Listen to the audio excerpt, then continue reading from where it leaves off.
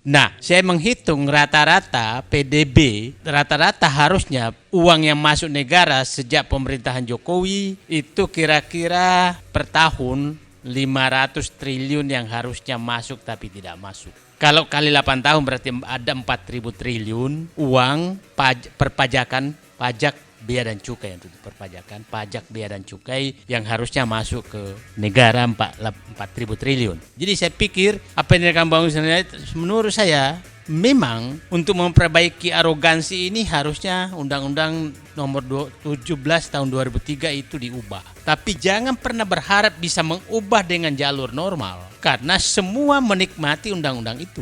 Nah, oke lah, saya menghitung sederhana lah. 4.000 triliun itu uang melayang, anggaplah 50% kembali kepada wajib pajak yang harusnya dia bayar, tapi dia nggak membayar karena terjadi. Mungkin 30% kembali kepada dinikmati oleh konsultan pajak dan kawan-kawannya. Mungkin 20% adalah dinikmati beredar di petugas pajak. Kira-kira, nah ya perkiraan saya begitu. Tapi yang 30% itu mungkin buzzer juga kebagian di situ gitu.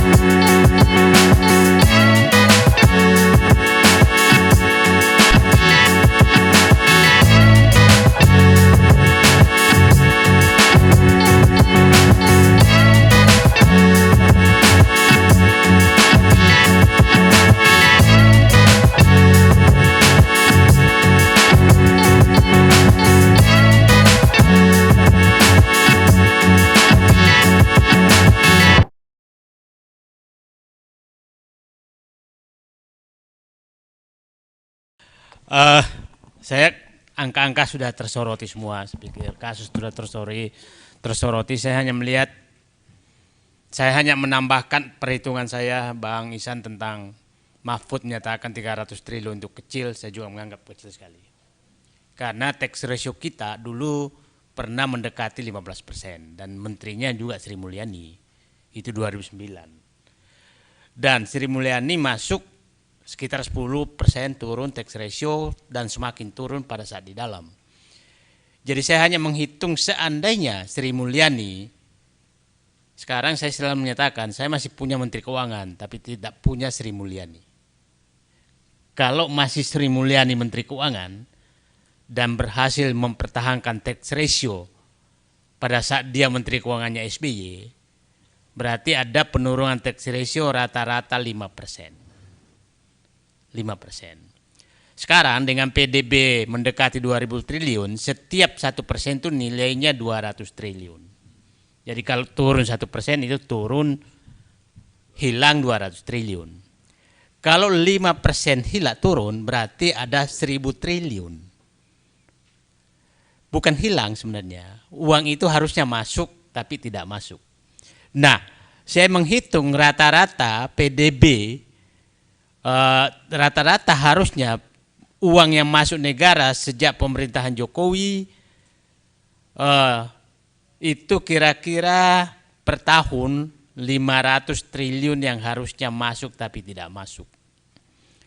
Kalau kali 8 tahun berarti ada 4.000 triliun uang perpajakan, pajak, bea dan cukai untuk perpajakan, pajak, bea dan cukai yang harusnya masuk ke negara 4.000 triliun.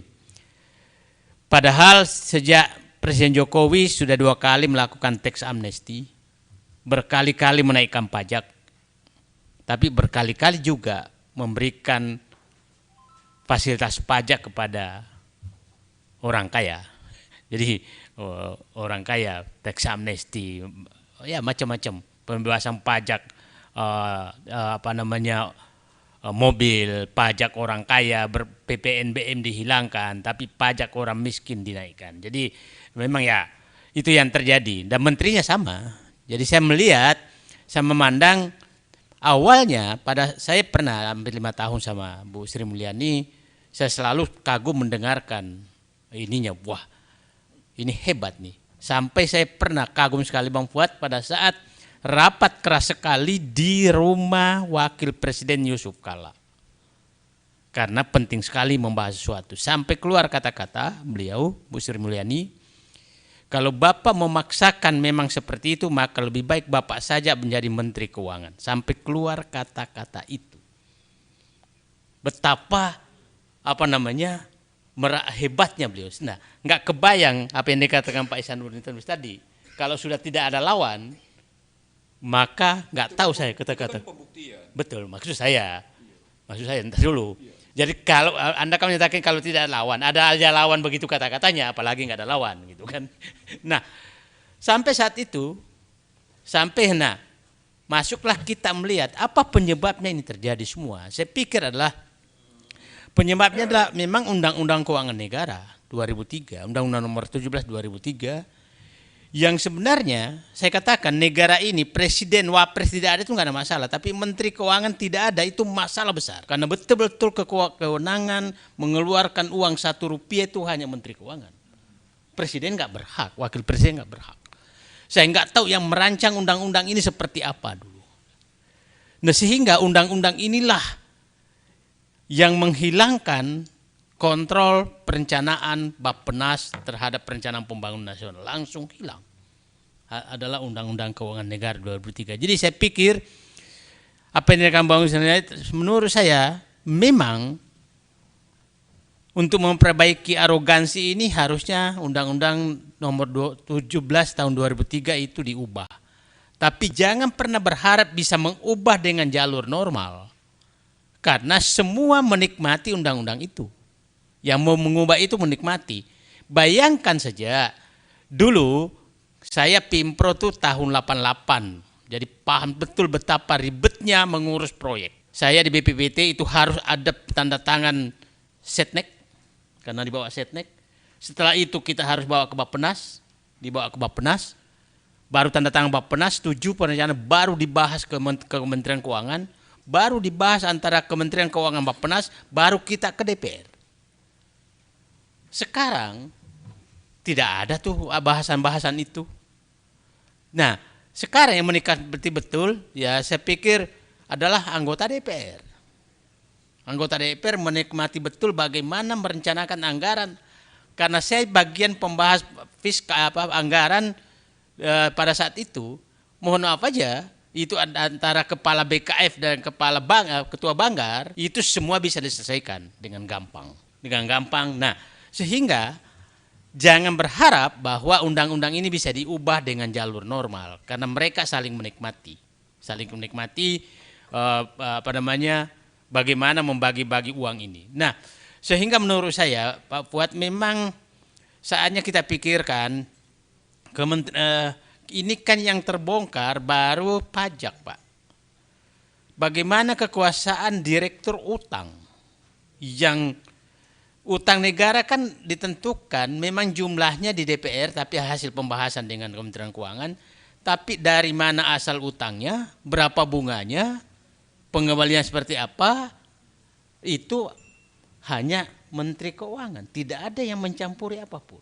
Nah, kita tidak tahu apa yang terjadi antara Direktur Jenderal Utang dengan si pemberi utang. Kita nggak pernah tahu apa itu yang terjadi, dan pasti tidak mungkin lah masa kita dapat bunga tinggi sekali dibanding negara yang country risk-nya lebih tinggi dari kita, tapi bunganya dia lebih rendah, kita lebih tinggi. kan logikanya nggak masuk akal. Nah, terus coba logika, nah terus Dirjen Kekayaan Negara sama. Terus Dirjen Perimbangan Keuangan Pusat dan Daerah itu tempatnya menyembah para bupati dan gubernur. Nah, jadi memang menurut saya ini lapangan banteng ini betul-betul tadi kan pajak, bea dan cukai. Nah, saya katakan apa yang dikatakan Pak Mak, saya kembali ke angka, saya menyatakan sejak pemerintahan Jokowi perkiraan saya ada potensi penerimaan negara minimum 4.000 triliun yang tidak masuk ke negara. Itu dari asumsi tax ratio yang turun. Nah, padahal dari ditambah dengan tax amnesty. Nah, sekarang uang itu kira-kira ada di mana? Nah, problemnya adalah definisi korupsi menyatakan bahwa kalau merugikan negara, maksudnya uang itu sudah masuk kas negara baru diambil oleh seseorang atau kelompok orang baru dianggap korupsi. Masalahnya pajak dan cukai ini belum masuk.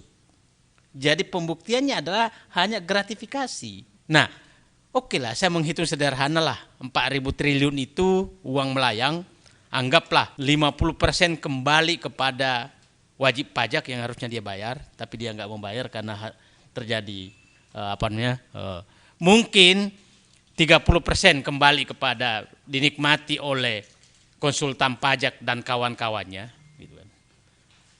Mungkin 20% adalah dinikmati beredar di petugas pajak. Kira-kira, nah ya perkiraan saya begitu. Tapi yang 30% itu mungkin buzzer juga kebagian di situ gitu. jadi influencer dia kebagian di situ. Jadi nggak ngambil dari bagiannya pajak, tapi mungkin ditugaskan yang pernah bernegosiasi dengan pajak. Yang aku undang kemarin malam itu tugasmu membereskan gitu kan.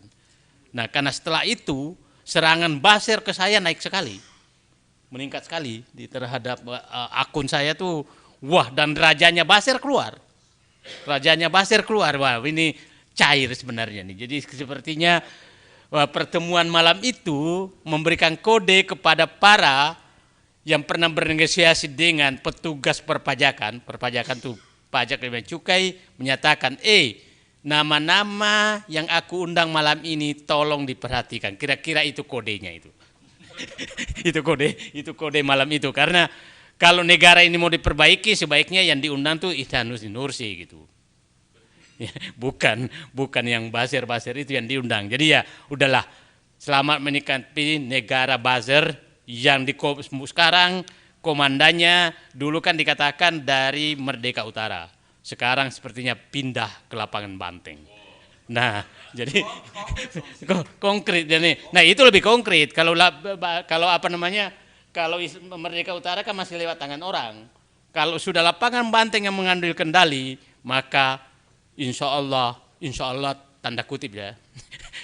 Ini para buzzer lagi menikmati bahwa ini Presiden Jokowi, rezim Jokowi semakin konkret untuk surganya para buzzer. Terima kasih. Ya, luar biasa. Jadi makanya kalau lihat buzzer berkicau lagi, berkotek lagi, itu berarti musim hujan tiba ya, hujan duit lah gitu.